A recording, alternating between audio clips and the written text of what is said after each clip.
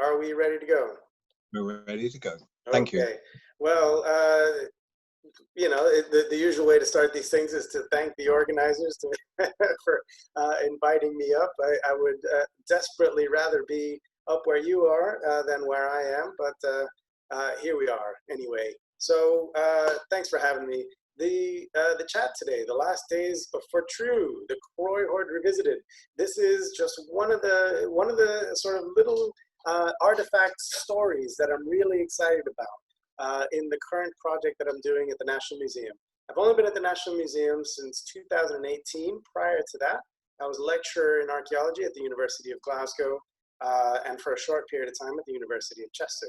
I'm an early medieval archaeology specialist.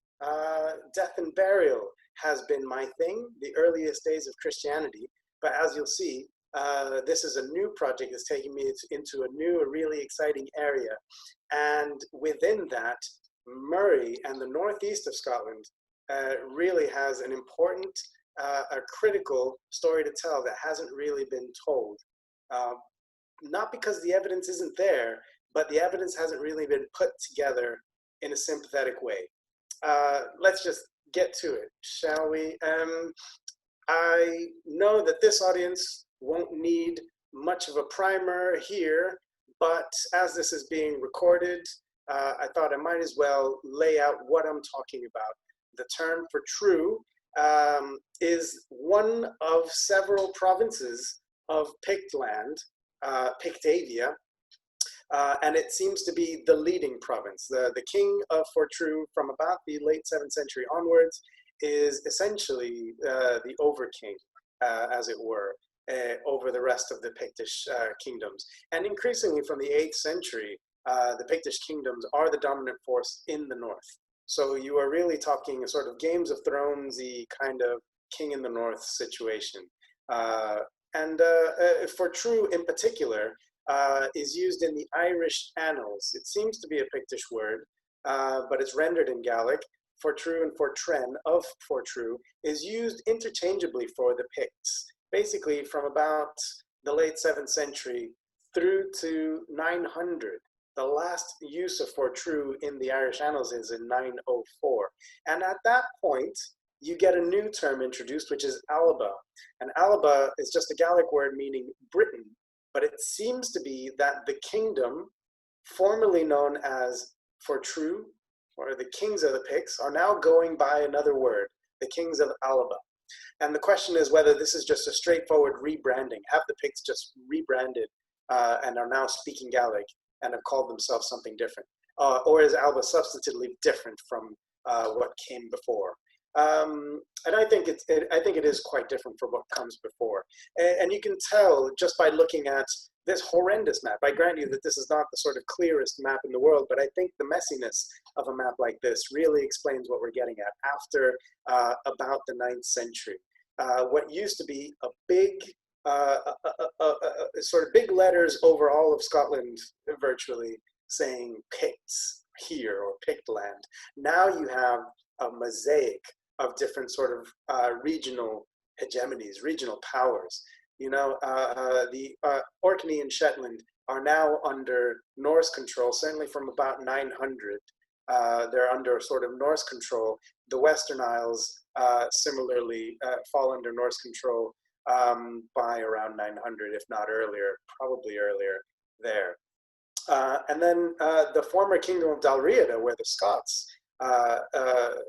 used to be, has now been completely reduced to maybe just a sort of there are British-speaking, there are Gaelic-speaking, and there are English-speaking territories in the area in between the walls, between the Antonine and the Hadrian's Wall. It's a sort of patchwork. North of the Forth, you really have this new entity called Alba. Here on this map, it's still called Fortrue. That's incorrect. From about 900, it's called Alba, as I mentioned, but you can see how there's overlapping entities here on this map, and I think that's really important to show. Alba is not a straightforward rebranding of Pictavia, I would argue, because the Pictish hegemony at its height, before the Viking Age, stretched all the way out to Shetland, if we judge by the appearance of Pictish symbol stones, and all the way out to the Western Isles, and even some of the Hebrides, some of the inner Hebrides as well. And so Pictish control over Dalriada was really sort of complete by the late 8th century and into the 9th century. And they were sort of expanding out. They were sort of the dominant power in the north. After 900, what you get is a really reduced power. And that's what Alba is. Alba is actually just kind of from the Moray Firth and maybe a little bit further north down to about the Firth of Forth. And that's not at all what Pictavia was before. It's much reduced. And so I think it is a different thing. And they've lost all control of the Hebrides potentially. Power center now, where it used to be in the Moray Firth, in the Pictish period, now shifts down south to the Tay, across the mouth. And that seems to be a permanent shift. Power sort of shifts down to the sort of Tayside area through to the Middle Ages from then on. So that seems to be a real change. So again, Alba is something particularly different. For True, doesn't necessarily disappear the way the Picts do. For True actually re-emerges as a new entity called Moray, essentially. And the first mention of it is in the early 10th century. It's in the Chronicle of the Kings of Alba, which is a later source, but it seems to be drawing on a genuine chronicle that was being kept. Around the 930s is the first mention that we get of something called Moray. And it's only when the Kings of Alba have to kill a pretender to the throne or an opponent who happens to be up north. So that's a real shift too. For True goes from being the center of this dominant kingdom to being kind of the antagonists and the official chronicle of the Kings of Alba. As the power shifts down south, the kings of the new entity called Moray are increasingly independent. At some point, they do take back the throne, most notoriously under Macbeth later on. But in general, Moray is seen as separate and different and illegitimate in most cases, even when they do take the throne. So that's a real shift that we see after the Viking Age, and that has to have real effects on the archaeology, I think. So the extent of the power of Alba really is different. And you have all these patchwork kingdoms. So even though in the 12th century, you get the Kingdom of Scotland in the sort of sources, now we hear less and less about Alba. We hear more and more about this kingdom called Scotland. Scotland itself is an aspiration, even in the 12th century. Galloway remains a separate province. The north remains a separate province. The Lords of the Isles continue to be separate. And so there is a core aspiration that Scotland rules everything north of the border, but in reality, it's still a patchwork, okay? So Alba is this really interesting sort of experiment in the middle. It only lasts for a few hundred years, but I think it's really significant. And if you just look at the language map, this is something that Simon Taylor produced quite a while ago now, but it's still the best representation of what's going on. Better than kingdom names, better than territorial labels, it's the languages, I think, that are really important. And if you look at the language as gleaned from place names, from the kind of dialects and place names that are actually being spoken, it tells you something that is much more complicated than these are successors of Picts, these are Vikings over here, these are Britons over there. In no place is there sort of just one language being spoken, with the exception possibly of Orkney and Shetland, which do seem to go very strongly Norse speaking. We don't know how fast that happens, but it does seem to happen at some point. Other than that, everywhere else in Scotland is speaking multiple languages, and you can't really draw borders, hard and fast borders in between the kingdoms, even the ones that we do know about. Moray, as you can see in both of these maps that I've shown, is really at the border, and it continues to be this kind of contested place. It is its own hegemony, it's got its own identity, but it is allied with these guys sometimes and those guys sometimes. You know, they can play both sides, and they do that very effectively. And I think that's really significant. So the archaeology I'm talking about is kind of the archaeology of a debatable land, of a borderland in the sort of 10th and 11th centuries, if not beyond that. So this is the Morangie project. Just to introduce you, the project that we're doing now, the fourth phase of the Morangie Research Project. All previous phases have really stopped at about 800, on the understanding that early medieval Scotland before and after 800 is a different story. Something happens with the Vikings and things really do change, and it does seem a different thing. So we're finally tackling that idea. It's essentially going to the National Museum's own collections of the 9th to the 12th century. So it takes us from before and after the Vikings and into the earliest days of the Kingdom of Scotland under David I, and taking the archaeology in the collections and making a new coherent story, not just the Vikings, not just the rise of Kingdom called Scotland, but something that sort of covers all of that. Currently in the museum, we don't have anything that looks like the 9th to the 12th century. There is no Viking part, there is no end of the Picts. None of that is really displayed in our galleries.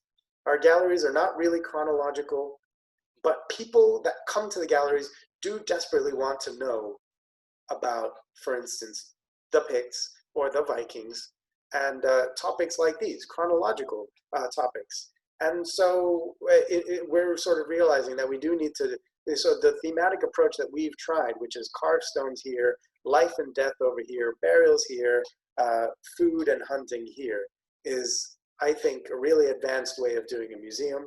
We'll keep that, but there needs to be some sort of stronger chronological guideposts, you know, to anchor the display and to have people like on school groups or on university tours who are looking for one particular time period to know where to go. And so the 9th to the 12th century reassessment that we're doing is kind of the archaeology of a dark age in the museum. In the sort of quote unquote dark ages, the 9th to the 12th century, especially in the north, is the least well documented part and very not well represented in our collections because of their thematic nature. I'm showing you here the Picts, just in particular. We have one bank of sculpture that talks about the Pictish church, for instance, and I've given you a little zoom in on our little timeline on our label there. And although the Picts really sort of, there's no more mentions of the Picts by 900, almost half of the crosses that you're looking at here post-date that time period, 900. So even in our own display of the Picts, there is this sort of wobbly chronology. And so one of the themes that will emerge from this lecture is that we can't really define the Picts or Alba through their material culture this way. We have to look at the broader picture if we can. What we know about the North, and this part in our museum, is again quite limited.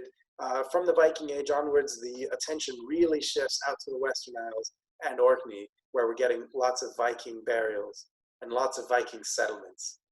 And that's where a lot of the archaeology has happened over the last century and more. And so in the collections, parts of the North and the Northeast are not very well represented after the Roman period. And in the Viking Age is no exception. One exception to that is Berg Head. We've got some really great star finds, just a fraction of the amount of material that's been excavated from Berg Head over the years. And two things I'll show you here really take us right to the cusp of the Viking Age. There at Berg Head, you are receiving really elite silver, either a drinking horn or a blast horn that was made in Anglo-Saxon England. And you can tell that by the sort of the foliate style of this. And you've got this carved stone, which is sort of really in the Pictish mainstream, but it seems to be, it is a Christian cross slab, and it's placed at that hill fort of Berg Head, the massive power center that would have been the sort of loudest statement of Pictish power anywhere in Scotland, has by the 8th century has added a chapel, and it's become a Christian place as well as a place of defense, a place of war. So this is where we are. We are talking about a period where the church and state, if you like, secular and sacred power have become a single sort of elite. And that's well represented there at Berg Head. There is no doubt that there is a ton of wealth in this area, in this part of Pictland for true. And one of the leading monasteries is at Port Mahomet. It's the only one in Scotland that has been fully excavated to the extent that it has. And again, the quality of the sculpture is almost unparalleled anywhere else in Scotland. The connections that are coming through are quite apparent. Martin Carver and Cecily Spall's work over 20 years has really brought this together very clearly. You are talking about a Pictish monastery, but one that is in that capital I term insular. They are connected to Northumbria, they are connected to Iona, and they're connected to sort of the wider North Sea world. You can tell that there is a lot of wealth because they are producing these manuscripts. They are producing fine metalwork of the kind that doesn't survive from Port Mahomet, but survives from elsewhere, we know is being made here. That is excessive amounts of calves being slaughtered for vellum, lots of imported dyes, gemstones, glass, gold, silver. All that's left is the molds for production. I've chosen just these glass studs. All we have is one little glass stud and clay molds for creating the manufacture of these glass studs. They don't look like terribly much when they're on display, as they are at the Tarbert Discovery Center just now. But when you see the replicas that they've got next to these, you can see the kind of things that were being made with those studs on. Elite Christian metalwork, silver, gold, amber, glass. There is a lot of wealth pouring through these monasteries, and that's what makes them ideal targets for the Viking raiders that were to come. Just a quick sort of advert. I don't work for the Tarbert Discovery Center, but I might as well plug them here because a lot of this work that I'm showing you is on display. They are taking bookings now, so do make your way down there if you live not over to the Tarbert Discovery Center and support local museums. A little quick timeline of where we are. I've talked about the sort of Picts up until the Viking Age, but in the 8th and the 9th century in particular, everything changes very quickly. I'm only going to give you a couple of quick bullet points here.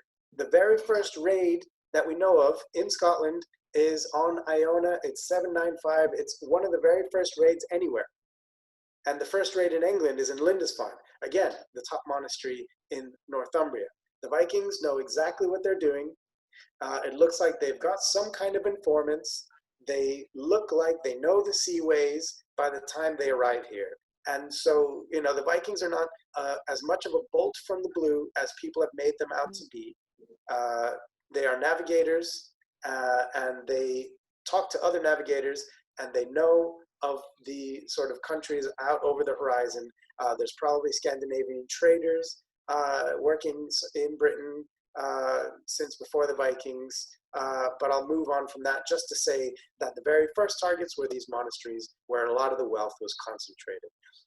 The archaeology of Port Mahomet, of course, suggests very strongly that there was a raid on Port Mahomet, and this is significant because out of all the other monasteries that have been excavated, almost none of them have any clear evidence for an attack in the 9th century. For all of the historical mentions, again, 4 raids there in just 30 years, on Iona, there's very little archaeological evidence, hard evidence for a raid. There's no burning layers, there's no destruction layers, that kind of thing. It looks like in most cases when Vikings raided a monastery, they took things, but they didn't destroy things. And you can tell that because they keep going back to Iona.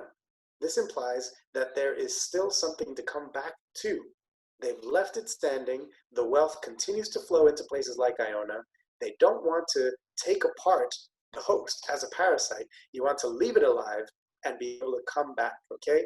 At Port Mahomet, if this is evidence of a Viking raid, it looks like a Viking raid that went wrong because the whole settlement is burnt down and it ceases to be a high-status monastery.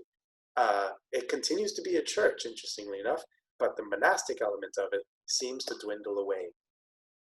Okay, 839 is a big turning point. There's a battle in the Irish annals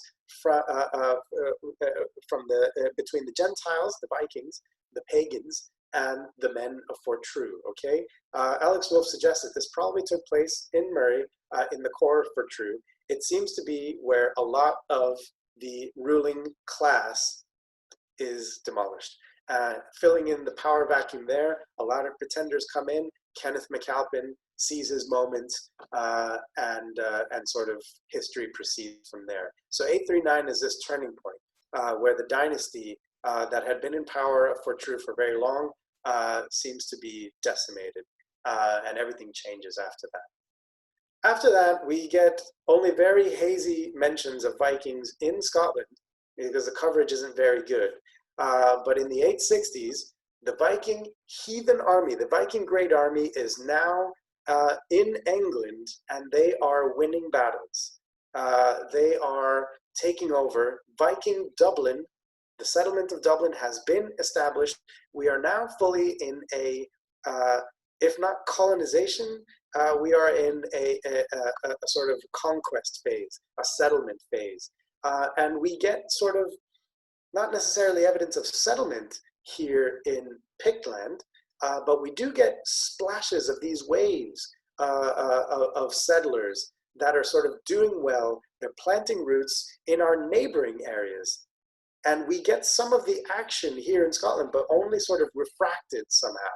So in 866, there's a battle, and there's a record that that the Viking kings of Dublin occupy all of Pictland. And Alex Wolff argues that they not only occupied it just then in 866, but they stay for 3 years. That's a real occupation. That is sort of, your king no longer has any authority in that case. So this is a real crisis for Pictland, okay? They move on from there to siege Dumbarton. It takes some months to do it, but they do, and they stay for another year after that. After this point, it seems all the action moves south. Okay, the king of the Picts kills the king of Strathclyde and manages to kill Olaf, who was one of the leaders of the siege of Dumbarton. Okay, so the Pictish kings are now, they're taking the upper hand. They're on the offensive. It doesn't last long. In 875, that king, Constantine, is killed in Athol, okay, after a disastrous battle in Dollar.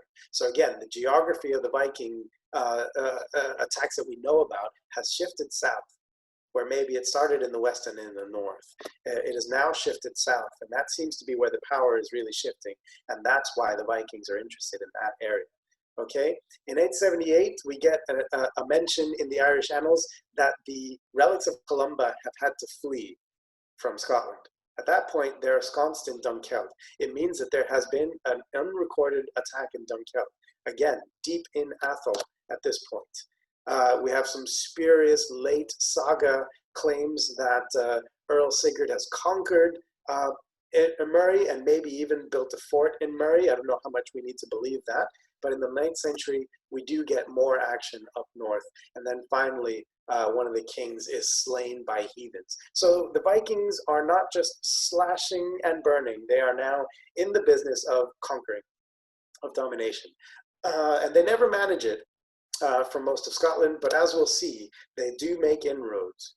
Okay, and sitting right in the middle of this increased activity that we see in the 850s, 860s, 870s is this horde, the Croy Hoard.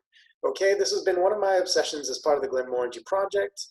You'll see this is most of the hoard here. It's just odds and ends of shiny stuff, valuable things. Okay, what we're looking at is one almost complete penannular brooch. It's missing its pin, and it's been clipped off, maybe, on one side. Okay, but they've kept it together. 2 other brooches have suffered clipping as well. They have not survived completely. The clipping shows you that they are no longer being worn as badges of status as they would have been, and so they have been reduced to their weight in precious metal and amber. Okay, and that tells you that they are probably not being used by Picts. And it might be that these have come through Viking hands. Regardless of who actually deposits this hoard, you're looking at an economic material here, silver. valued by its weight rather than its finished form. Okay, you have 3 amber beads, more valuable material that is really good for trade. Glass beads, also valuable in their own right. A strip of silver wire ribbon. It's woven silver wire into a chain. Okay, we'll talk more about each of these artifacts. And then finally, the killer object there, the balance beam. The balance beam of the balance scales, which is kind of the calling card of the Viking Age. We now have these balance scales that are used for weighing really sort of very minute differences in the weight of silver and gold. Precious metal that is weighed in sort of very, very small units. We don't have any evidence that units of measure are being employed by the Picts, and so the use of a balance beam here is very much a calling card of the Viking Age, if not necessarily of a physical Viking here. So this is what we have here, okay? Not pictured are 2 coins that have come from very far out of their area of circulation. 2 coins of Anglo-Saxon kings, and they're very different in date as well. One of them is possibly 50 years old by the time, or more, by the time this is deposited.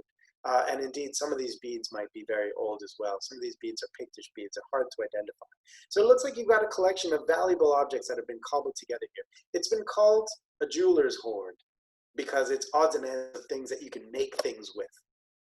What's interesting as well, looking at the manuscript evidence that we have, the Society of Antiquaries documents that we have in the museum, I've been able to find, I didn't discover this, but I was able to turn up an old postcard which shows some of the Croy Hoard when it was discovered before they sent it down to the museum, which then purchased it.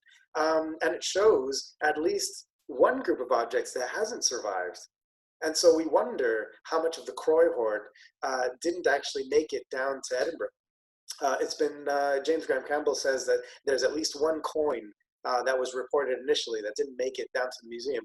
And this funny object, maybe this is one of these things where I can put the call out to you, the universe of experts here, to see if you can identify it. I can't even identify this object. It wasn't purchased by the museum, presumably because they didn't think that it belonged with the rest of it.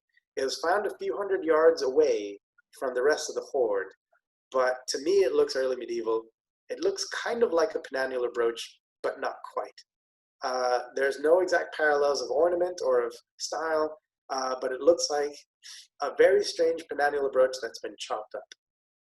Regardless, wasn't purchased. It shows you that there's more stuff in this area outside of Inverness, on the road out to Sweno Stone.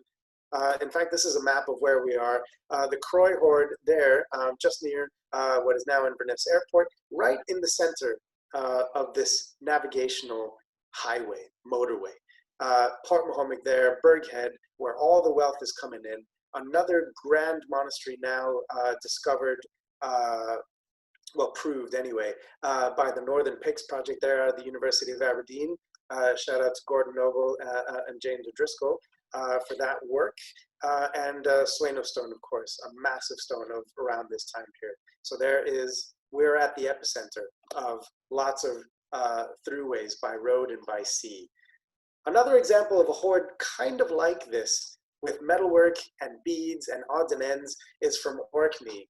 And it's possible that we have this layer of kind of hoards that don't quite look Viking-y, but don't quite look Pictish either. They're kind of transitional hoards. And I would say that the Croy Hoard really fits into this sort of, this phase. And you can't call it Pictish or Viking. It's in between, and I think that's what's interesting. These are probably deposited both in the late 9th century. And this object that you see here in the middle, it kind of takes elements of both the Croy Hoard brooch with those disc terminals, and then it adds the terminal of this brooch and kind of glues it on. It's a purse mount or a box mount or something, but it just kind of encapsulates the fashions for metalwork that are alive at the time. So there's a couple of these hoards buried, dotted around the country, but they're very rare, and Croy is a very special one. Let's go through the objects really quickly. The brooch is a very kind of bog standard, if you like. Pictish brooch. You find them in Ireland as well, but they're a slightly different pseudo-penannular form. We know that they're around in the Viking Age because they end up in some Viking graves. The one in the center here is from Norway, and the other one that you see on the right is also in the National Museum in Perthshire. This is a very popular kind of brooch, archetypically Pictish, but with variants in Ireland. So you can just call it insular. The penannular form, though, you can safely say is Pictish. And the other brooches that you see here, we have all of their forms represented there on the right in the famous St. Ninian's Isle hoard deposited around 800. The difference between the St. Ninian's Isle hoard of brooches and the Croy Hoard of brooches is that all of the St. Ninian's Isle brooches are complete. They haven't been fragmented. And so this looks very much like a quite safe Pictish safety deposit in a church, where the Croy Hoard is out in a field, doesn't seem to be near any settlement. And again, it doesn't look like the stuff has been treated the way a Pict necessarily would treat these objects. Okay, so you're looking at a couple of generations after the St. Ninian's Isle hoard with the kind of metalwork that is in circulation at the very beginning of the Viking Age. The last one I want to show you, this is another sort of type of brooch that is very popular in sort of Pictish areas. This is one from the century before, and it could be that this example on the left from the Croy Hoard is also itself very old. It could be another heirloom, maybe 100 years old. It's got red glass, which is imitating red garnet in Anglo-Saxon metalwork of the 8th century and earlier.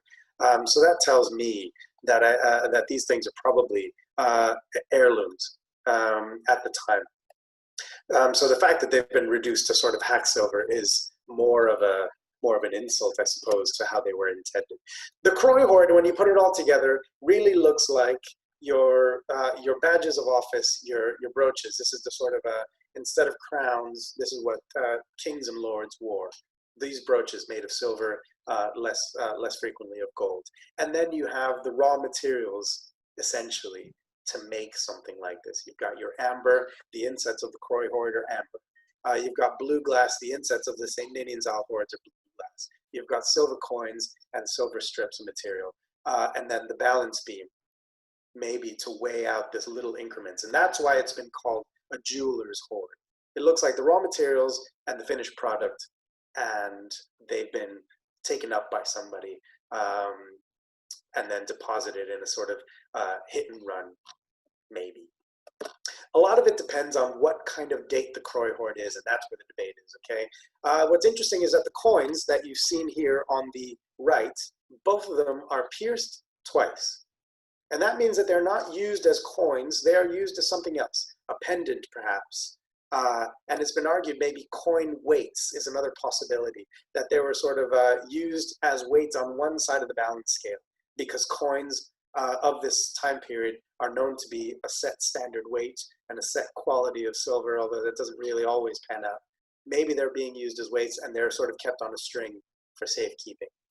What's interesting is at Burgh Head, just up the road from the Croy Hoard, we now have two, again, thanks to the University of Aberdeen excavations. This is from a news article from 2017 there at Burgh Head. We now have two coins of Alfred, the only coins of Alfred to this date found in Scotland, I believe. And they are both pierced twice in the same manner as the Croy Hoard coins. So again, you're talking about coins that are disparate in date, 800, 850, and 870, but they're all treated the same way, which seems to me to say that they are being used at the same moment. Okay, so that's giving us a clue. Whatever the date of these Alfred coins is probably closer to the date where that Croy Hoard should be. There's lots of pierced coins from the hoards of Scotland, but this double piercing seems to be the kind of thing that takes place in a very short period of time. Just as a comparison, Killoran Bay, famous boat burial, does also have pierced coins, but they're pierced down the center.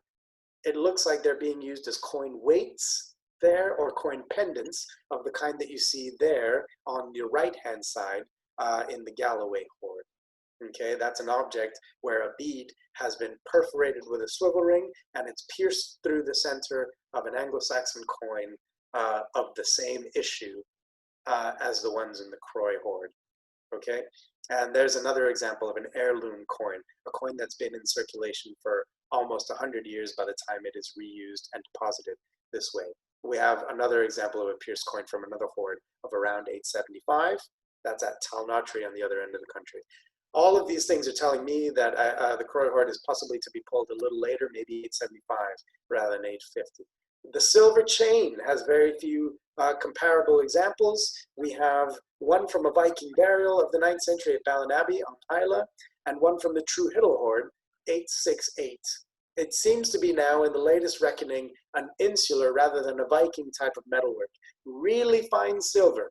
For your silver to be able to be drawn into the thin wires that you need, it really needs to be good quality silver. And for you to be able to sort of weave it this way, again, it has to be really expert craftspeople doing it. And it's taking a lot of silver to make a full chain, flail, or whip like you're seeing at True Hiddle. What we have in the Croy Hoard, this one down the center, is a strip of one that's been cut off. It's hacked silver, just like those brooches. Okay, it's not the chain itself, but the weight in silver that's important. And finally, we come to the balance beam. Again, I've called this a calling card of the Vikings, but nothing is ever quite so simple. This has been my obsession, and this is why I wanted to show you guys today. The balance beam is the balance scales. Again, you're getting them on all Viking settlements in Britain at this time. They become kind of the calling card of the Vikings in some ways. It tells you that there's a new economy based on metal weight that wasn't in place before the Vikings come to Scotland, okay? So this is new. But the balance beam here is different from any other balance beam in Scotland and is one of only a handful anywhere else in Europe at this time. It's really important, and I don't know why it hasn't been talked about enough, maybe because it is so strange. You'll see on it that it has markings, it's got notches taken out of it, and it's got some markings which I'll zoom in on in a minute. The markings there on your left are coming out of some of these notches. It looks like they're sort of measuring standard weights, perhaps. And then at the end, the one end that survives, a little beastie. I don't know if you can see that. There's the eye there, and that's the bottom of the head, and this is a sort of beak-like mouth. It's a beast turned inward, looking in, and that's where the chain of the scale pan would dangle from. Okay, that's very rare. These two things, and those notches that you see taken out of it, makes this not an equal-armed balance beam, but actually a steelyard. Those notches are for sliding a weight along and measuring the weight with a counterweight. Okay, and that is very rare to find. Steelyards are incredibly rare in the Viking Age. They're very common in the Roman period, but seem to die out. And they don't seem to survive anywhere, and yet here's one, seemingly from the Viking Age, from Croy. As a comparison, Killoran Bay, probably deposited around the same time as the Croy Hoard, is a balance beam with a rigid arm, but doesn't have the beasties, and it is not a steelyard. That's one of the famous ones. The Isle of Gia, the more common type, is a folding balance scale, so it would have been carried in a case. It doesn't have beasties at the end of the arms, but it does have these bird-shaped mounts from which the chains of the balance scale pans would have dangled. I'll show you an example in a minute. Just now, I'll show you an example just now of what the Gia balance scale would have looked like. This is one again from Norway, and a very famous one. It looks like almost identical to the one from Gia, with the same kind of bird mounts suspending the chains. This has been called an insular balance scale. It's interesting to me that the Vikings seem to introduce this metalweight economy, but they are fascinated by insular-made balance scales. They must be being made in Viking settlements like Dublin. Some of them have crosses incised in the scale pans. It's been argued that maybe the church is involved in making some of these. It's the sort of origins of these balance scales and the insular ones are a little bit murky. On the right here, one of the many that has been found from Viking Dublin. Again, it's got the birdie mount now on top. rather than at the ends of the arms, but the concept is the same. And the chain, crucially, is very similar. So these things are probably being made in Ireland, if not elsewhere. One of the ones from Dublin does have beast heads looking down at the pans. It's the one at the left there, but it's a folding balance scale, unlike ours, and it is not a steelyard, of course. In fact, the only Viking steelyard that I could find is of a very similar type, and it's from the Isle of Man. It's got the beastie heads now looking out rather than inwards, but that's a small distinction. And again, one side of the balance scales has been cut with notches to make it into a steelyard. So this is the kind of multi-purpose balance scale. It could be used as an equal arm balance, even though it'd be a little bit off balance because of the notches that you've taken out of that balance beam. That could be done with a counterweight, though. It could be sort of accounted for. So you can use it as an equal arm balance or a steelyard, depending on what you're measuring. Okay, so you can actually move in between two systems of reckoning, maybe. And that seems like it would be really useful, but you actually don't have very many examples of it.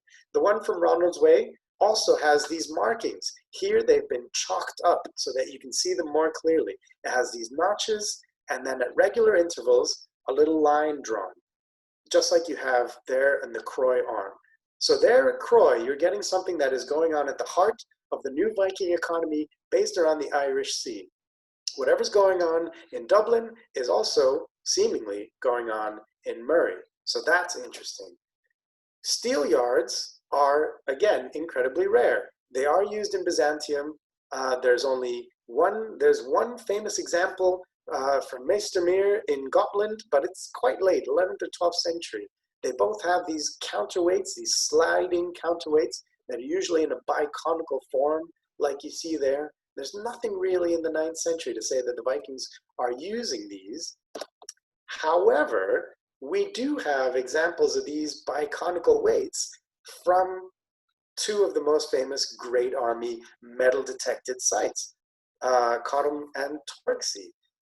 They both have these biconical weights in their assemblages, which means that there are maybe some of these steelyards floating around, even if they don't survive. So Croy is a really interesting little survival in the fringes of the Viking world. The more you look for these steelyard weights, the more you kind of find them, even though you don't have the steelyards to go with them.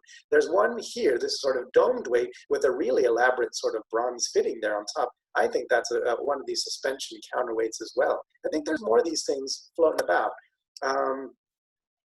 Well, why is this interesting for this area?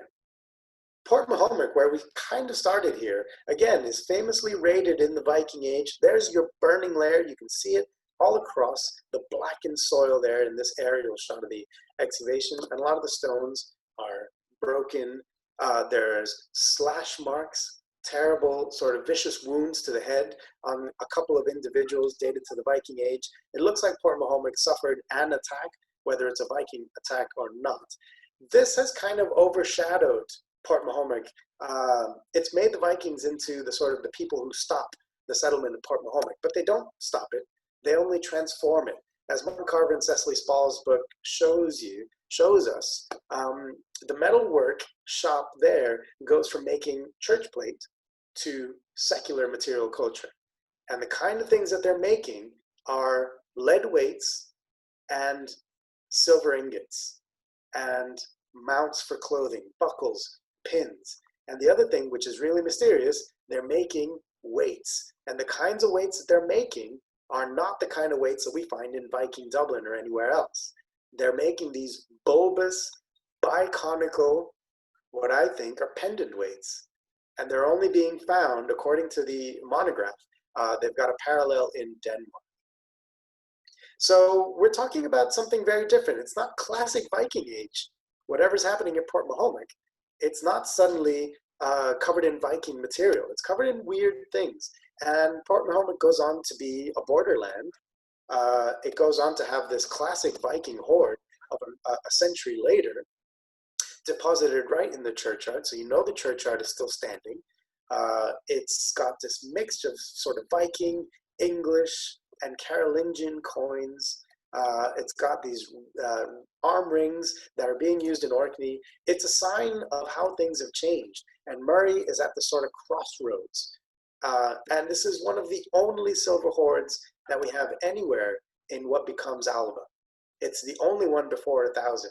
So whatever's going on at Tarbet, there, just on the sort of northern reaches of what was once for True, what was now Moray, is at the crossroads. And I think that's really important. That helps us kind of think back to the Croy Hoard. This is my favorite object. This is the only steelyard balance scales that I've been able to find outside of Ronald's Way. It's from a Viking boat grave in the 9th century, from, again, that same region of Norway as that brooch that I showed you before. This insular material is making it into Viking graves. They're taking this stuff, not just selling it on and melting it down, but taking it back with them. And this is in a boat grave. It's got the same inward-looking beast heads. It's got the same notches cut out. In fact, it's a very similar size. The Ronald's Way one is a little bit of an outlier. It's quite small. And the Norwegian and the Croy balance beams are very similar size. The Killoran Bay and the other Dublin ones are massive compared to these. So they're a completely different generation of things. It looks like these are maybe early in the series, and they've only survived here and there because they are outmoded. The steelyard idea is sort of rendered obsolete. And here at Croy, we have a very interesting little snapshot of a little experiment in the early days of that new silver economy. It even has the same number of notches cut out than the Croy one. They are cousins, if not made in the same place, made in the same kind of region. Where would that be? Insular. But more than that, you can't really narrow down. Examples of inward turning beasts on ridges show up on house-shaped reliquaries of the age. It just seems to be kind of one of the standard ways of decorating things. So there you have something that is typically Viking, this balanced scale, decorated in an insular way, and it's ending up somewhere which is not known as having a lot of Viking evidence, okay? So that, in a nutshell, I think it just tells you everything about what's going on in the Viking Age. As the documentary evidence moves away from covering the north to covering Tayside, the kings now settle in Scone for Teviot, Dunkeld, St Andrews, Dunfermline. As things shift down south, we are getting fewer and fewer mentions of what's going on up north. And I think what you're getting here is not straightforwardly Pictish or Alba and not Viking, but all of it all at once. Just to give you an example of the kind of things that are going on elsewhere that have been called debatable, the Talmatry Hoard 875 seems to be deposited by somebody who was involved with the Viking Great Army, as indeed does the burial at Killoran Bay. Deposits in Scandinavia and local material, all chopped up into bits. This looks like, again, the beginnings of that silver economy. And the best example of this is now the Galloway Hoard. It's got Northumbrian metalwork, it's got stuff that looks like it's come straight out of Wessex, and it's got more exotic things and this Irish Sea Viking silver armband series. But as you may have seen in the news earlier last year, the runes on some of these armbands from the Galloway Hoard have been read, and they are in Anglo-Saxon, not in Norse runes, and they have Anglo-Saxon names. All I'm saying with this is that the hoards of this transitional phase, let's call it 860 to 900, are not classically Viking hoards.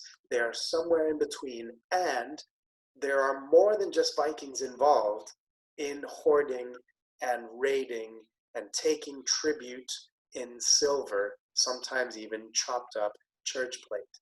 Here are Anglo-Saxons in Galloway who are involved in this system. They're being named on this.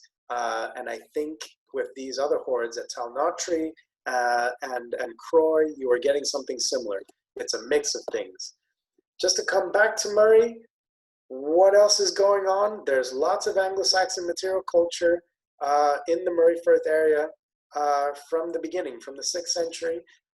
And in this time, metal detectors are finding interesting looking things that look, they are Viking Age, but they're not the kind of Viking Age that we're getting in Orkney or indeed in Viking Dublin. you're looking at things that are looking a lot more Danish, a lot more Baltic looking, and Anglo-Saxon stuff is still coming in as well.